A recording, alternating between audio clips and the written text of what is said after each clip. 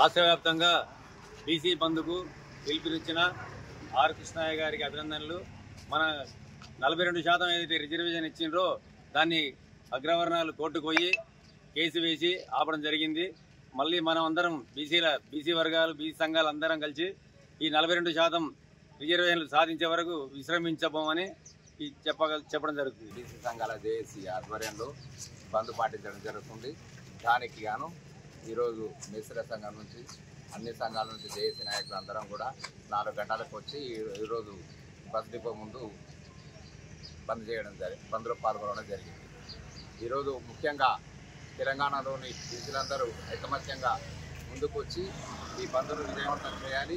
అలాగే ఈ బీసీలకు 42% రిజర్వేషన్ ఇచ్చిన దగ్గర కూడా అందరం కూడా ఐకమత్యంగా కొట్లాడి బీసీ రిజర్వేషన్ సాధించాలని చెప్పి తెలుపుకుంటూ సెలవు తీసుకుంటాం. అసలైన తొలి వెలుగు. ఫాలో వాట్సాప్ @తొలి వెలుగు official.